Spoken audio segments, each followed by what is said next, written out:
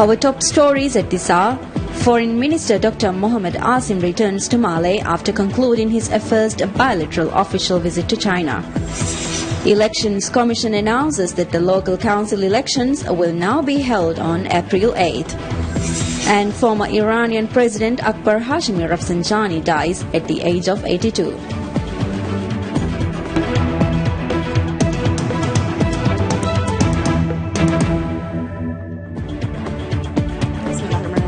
Welcome to Nightly News on Television Maldives with me, Fatma Sara. Foreign Minister Dr. Mohamed returns to Mali after concluding his first bilateral official visit to China. During the visit, Minister Asim paid a courtesy call on the Vice President of China, Li Yuanshao, and met with his Chinese counterpart, Wang Yi. At the meetings, he exchanged views on further strengthening the close bilateral relations between the two countries. Minister Asim also met the President of AIIB, Jin Liqun, and the President of China Exim Bank, Liu Liangke. Minister Asim visited Dalian City of China and met with the Mayor of Dalian City, Xiao Shengfeng. The Maldives was awarded 2 scholarships during the minister's meeting with the Vice Chancellor of Dalian Medical University, Zhao Ji. Minister Asim also met the Maldivian students at Dalian Medical University. Foreign Minister Asim was accompanied by Secretary Bilateral Ahmad Halil and Desk Officer at Ministry of Foreign Affairs Hussein Sharif. The Election Commission announces that the local council elections will now be held on April 8th. The announcement was made at a press conference held last night at the local council election headquarters located in former Jamaldin School building. The Commission said prospective candidates can now register to stand for the elections, adding that those who had earlier filed nomination papers are required to resubmit them. Prospective candidates have till 7th of February to file their nomination papers. The local council elections, originally scheduled for January 14th, were delayed after the Civil Court ordered the Election Commission to postpone the elections by 2 months. The court ruling came following a petition filed by ruling Progressive Party of Maldives PPM, citing that the party's leadership dispute had hindered its efforts to prepare for the elections. The Commission initially filed an appeal against a civil court's order, but later withdrew it. House and Development Corporation HTC says that urban development opportunities available in Hulhumale Phase 2 are expected to attract foreign investments. Managing Director Mohamed said an increasing number of foreign investors are expressing interest in investment opportunities created under Hulhumale Phase 2. He also noted that the Knowledge Park and the IT Park in Hulhumale offer attractive opportunities for long-term investments. According to HTC, Hulhumale Phase 2 will be developed as a modern youth city focused on creating the ideal environment to spur creative entrepreneurship and limitless opportunities for the future of the country. Hulhumale Phase 2 offers opportunities in residential developments, light industrial parks, a tourism district, a yacht marina, institutional and commercial development, and sports development.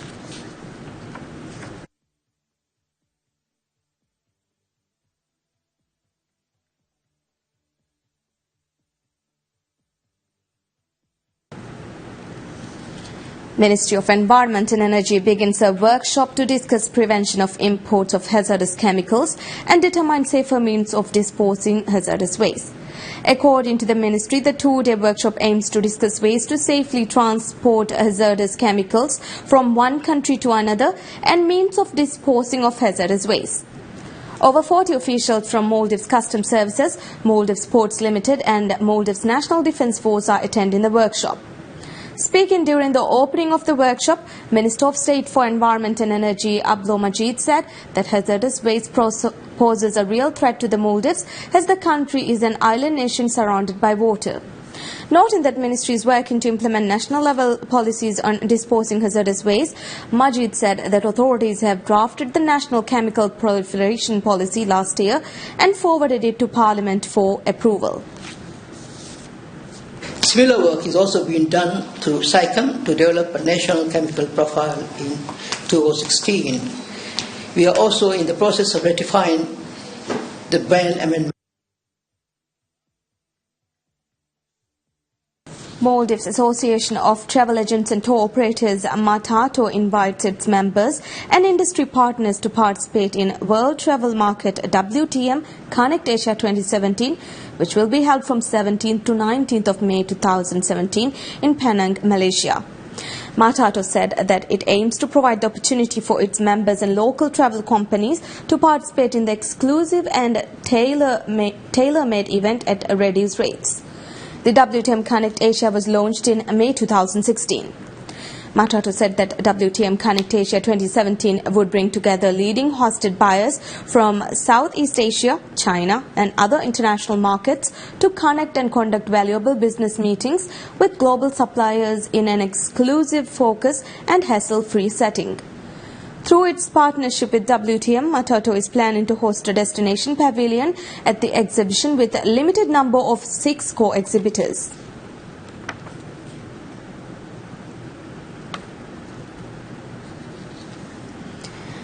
Tourism Ministry says the country saw a 4.6% increase in tourist arrivals by the end of November 2016 compared to the same period the previous year. Statistics shows a significant rise in arrivals from Europe during this period. 1,166,615 tourists visited the Maldives from January till November 2016, which is a 4.6% increase compared to the same period in 2015. Tourist arrivals in the same period in 2015 stood at 1,114,993. Statistics released by the Tourism Ministry shows that the country received 14,572 tourists in November 2016, up 16% compared to November 2015. According to the ministry, the country received most tourists in November from Asia Pacific, Europe and America. China, Germany, United Kingdom, Italy and Russia accounted for the largest number of arrivals into the country during the month. Over 18,000 tourists visited Maldives from China in November, while over 10,700 tourists visited the country from Germany. Tourist arrivals from UK in November 2016 stood at 8,071, while 4,987 arrivals from Italy and 4,750 tourists visited the Maldives from Russia. The Tourism Ministry also said that arrivals grew in December 2016 compared to the corresponding month in 2015. Indian Finance Minister Arun Jaitley says his country's indirect tax receipts grew by an annual 14.2% in December, dismissing reports of economic disruption following Prime Minister Narendra Modi's decision to abolish high-value currency bills. India's indirect tax receipts grew by an annual 14.2% in December, Finance Minister Arun Jaitley said, dismissing reports of economic disruption following Prime Minister Narendra Modi's decision to abolish high-value currency bills. Last November, Prime Minister Narendra Modi scrapped 500 and 1,000 rupees banknotes as part of a crackdown on tax dodgers and counterfeiters, leaving companies, farmers and households in all pain. Jaitley said the growth in tax receipt had been helped by a surge in excise and service tax collections. And December to December, if you take all the figures together, the increase is 14.2%. Indirect taxes. All of them. Compared to November 16, the growth in December 16 is 12.8%. So the big picture is direct taxes for the first 3 quarters have moved up. Indirect taxes significantly moved up. December 16 has moved up compared to December 15.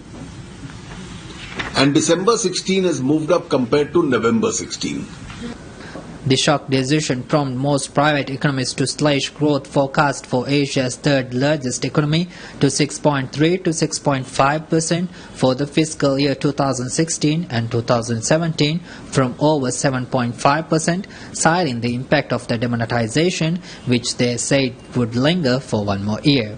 The text data comes days after the Federal Statistics Office predicted strong economic growth in the current fiscal year that ends in March. Gross domestic product is estimated to expand by an annual 7.1% in the current fiscal year, slower than a provisional growth of 7.6% in 2015 and 2016. The Statistics Office estimate, however, didn't fully account for the economic fallout of the demonetization drive.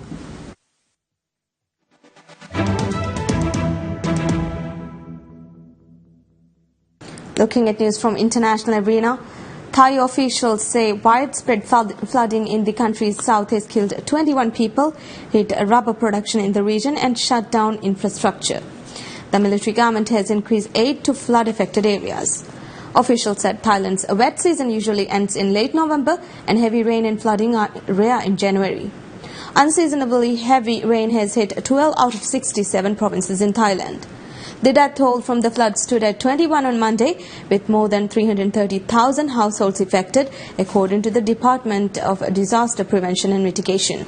The department said that the main airport in the southern province of Nakhon Si Thammarat would remain shut for the foreseeable future. A rail route from the Thai capital Bangkok to Nakhon Si Thammarat has also been suspended. Southern Thailand is a major rubber producing area and the floods have come at a particularly bad time for farmers. The president of the Natural Rubber Council of Thailand said that rubber prices would increase this year because demand is set to exceed supply. Widespread floods in 2011 killed more than 900 people and caused a major disruption to the industry, cutting economic growth that year to just 0.1%. Former Iranian President Akbar Hashemi Rafsanjani has died at the age of 82. His death is widely seen a big blow to moderates and reformists who are now deprived of their most influential supporter in the establishment. He had been described as a pillar of the Islamic Revolution. His pragmatic policies, economic liberalization, better relations with the West and empowering elected bodies appealed to many Iranians but were despised by hardliners. Few have wielded such influence in modern Iran, but since 2009, Rafsanjani and his family faced political isolation over their support for the opposition movement, which lost a disputed election that year to President Mahmoud Ahmadinejad. Senior Iranian officials and figures, as well as relatives of Rafsanjani, attended a mosque where his coffin was brought for final prayers at Jamaran Prayer Hall, the famous residence of founder of the Islamic Republic, Ayatollah Ruhollah Khamenei. Rafsanjani's brother Mohamed Hashemi Rafsanjani said medics tried their best to help the former president, but he died quickly after arriving. Foreign Minister Mohamed Javad Zarif held back tears as he paid tribute to Rafsanjani. Rafsanjani's son Yasser echoed his uncle's reflection of what mattered most to the former president. A crowd of supporters also gathered outside Shohada-e Tajrish Hospital to mourn. Rafsanjani headed the Expediency Council, a body which is intended to resolve disputes between the Parliament and the Guardian Council. He was also a member of the Assembly of Experts, the clerical body that selects the Supreme Leader, Iran's most powerful figure. His absence from the debate, whenever it happens, means the chances of a pragmatist emerging as the next Supreme Leader are reduced. His death ahead of May's presidential elections is a blow to moderate President Hassan Rouhani, who allied himself with Rafsanjani to win the 2013 election and went on to resolve Iran's long standoff with the West on the nuclear program. Rafsanjani's funeral will be held in Tehran on Tuesday. Iran has announced 3 days of mourning, including a public holiday on Tuesday for Rafsanjani, who was president from 1989 to 1997. 3 labourers of India's General Reserve Engineer Force GREF has been killed after militants attacked their camp in Akhnur sector of Indian Kashmir. Jammu-based army spokesperson Manish Mehta said the militants attacked a GREF camp at 1:15 am in Bathal area of Akhnur sector. The number of militants involved in the attack is yet to be ascertained, and the army is carrying out combing operations. High alert was sounded in Jammu district with police and army personnel patrolling and inspecting vehicles. Local media reports said schools and colleges in Akhnur sector were closed in the wake of the attack. The GREF is the parent cadre force of the Border Roads Organization that builds and maintains border roads in the country. There has been a spate in militant attacks in Kashmir since India last September announced surgical strikes against suspected militants attempting to infiltrate from Pakistan-occupied Kashmir. India has long accused Pakistan of using Kashmir-based militants as a proxy to mount attacks on Indian soil. Pakistan denies giving any aid to Kashmir-based militants these days, although it admits doing so in the past. Indian authorities banned sale and purchase of chicken in the country's western district of Daman after 2 ducks are tested positive of highly pathogenic H5N1 virus. Authorities banned sales and purchase of chicken in India's western district of Daman after 2 ducks tested positive of highly pathogenic H5N1 virus. The government of federally administered Daman and Diu Union Territory had ordered killing of chicken and other poultry to prevent the spread of virus to human beings. Health Director K.Y. Sultan said that rapid response teams were formed to contain the virus, commonly known as avian influenza or bird flu. Earlier this month, around 700 chickens were killed at Animal Care Centre on the outskirts of India's western city of Ahmedabad after detection of the virus. A 1 square kilometre area around the outbreak is usually sealed and declared as affected zone, while a 10 square kilometre area is declared alert zone as precautions against bird flu. Over 2,500 poultry were also killed in eastern Odisha state in December after 4 dead crows and 3 dead poultry tested positive for the virus. The H5N1 strain can also transmit to animals such as pigs, horses, large cats, dogs and occasionally humans. China reported 2 fatalities from H7N1 bird in December, its first fatalities this winter, stoking fears that the virus could spread at a time when other Asian nations are battling to control outbreak of the disease. South Korea and Japan have been scrambling to contain outbreaks of the different strains of bird flu, with the poultry industry there bracing for heavy financial losses. The H5N1 strain is however less dangerous than the highly contagious H5N8 strain found in several European countries in the past few weeks. Britain's Prime Minister Theresa May says she will outline more details of her Brexit strategy in the coming weeks, but denies that she faces a binary choice between controlling immigration and getting a good trade deal for the UK. British Prime Minister Theresa May said she would set out her strategy for Brexit over the coming weeks, denying that she faced a binary choice between controlling immigration and securing a good trade deal for the UK. In her first interview of the year, May ignored growing calls from business leaders, lawmakers and opposition leaders for more detail on her strategy to leave the European Union, offering little beyond a pledge to get the best possible deal. She repeated that what is crucial issue on both sides of the EU debate, whether curbing immigration into Britain will be prioritised over preferential access to the bloc's single market, was not a binary choice, and said that the country would not be keeping bits of EU membership. First of all, I will be setting out some more details in the coming weeks as we look ahead to triggering Article 50. But what I'm saying is that I think it's wrong to look at this as just a binary issue, as to either you have control of immigration or you have a good trade deal. I don't see it as a binary issue.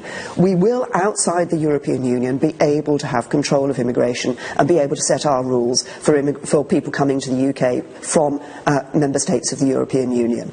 But we also, as part of that Brexit deal, will be working to get the best possible deal in the trading relationship with the European Union.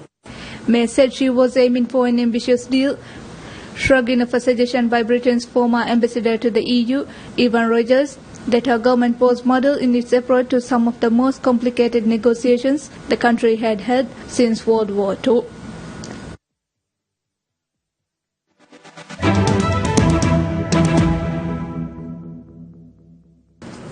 Barcelona's Lionel Messi rescued a 1-1 draw at Villarreal with a sensational late free kick on Sunday, but could not prevent the champions finishing the weekend third in La Liga, 5 points behind leaders Real Madrid.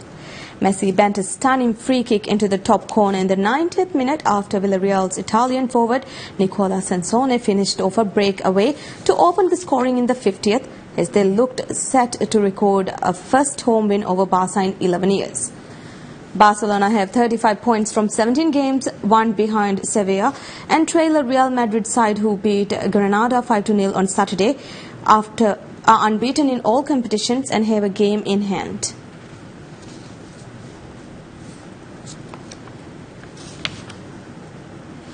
And on a lighter note, La La Land danced off with 7 Golden Globes in a ceremony marked by surprises and a stinging indictment by Meryl Streep of US President-elect Donald Trump. Jimmy Fallon! First-time Golden Globes host Jimmy Fallon opened the ceremony, calling it one of the few places left where America still honors the popular vote. Game of Thrones is nominated tonight. How great is that?